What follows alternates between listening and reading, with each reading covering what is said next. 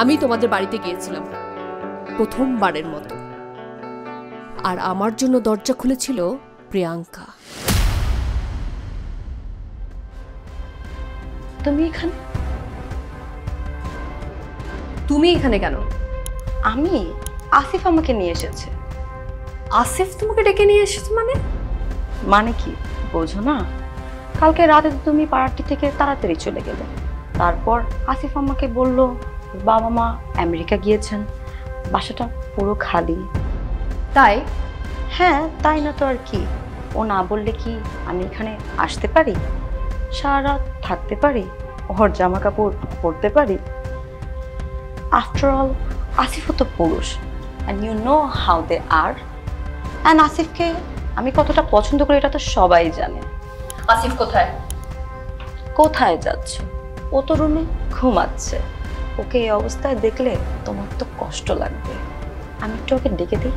ঠিকঠাক হয়নি গো একটু, তারপরে না হলে কথা বলো। কি দেখছো?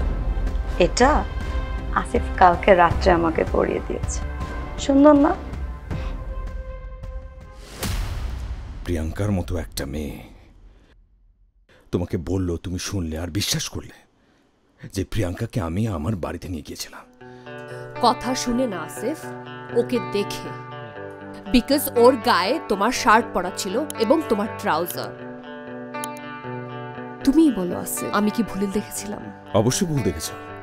তুমি কি মনে করছো সবসময় চোখের দেখা ঠিক থাকে? চোখের দেখার বাইরে কিছু থাকে না। কিছু জিনিস থাকে জানার, বোঝার, বিশ্বাসের। একটাবার জন্য বোঝার চেষ্টা করেছিলে? যখন চোখের সামনে সবকিছু স্পষ্ট থাকে তখন আর কোনো কিছু বোঝার বাকি থাকে না আসিফ। তুমি যা দেখো সেটাই যদি শুধু সত্য হয় আর বাকি সব মিথ্যা, তাহলে তো কথা বলে কোনো লাভ নেই। সাইন করতে হবে না? সাইন করে দিচ্ছে এখন। ওই দিন আসলে কি ঘটেছিল? তুমি যা দেখেছিলে তাই, সেটাই সত্যি। খুশি? হ্যাপি?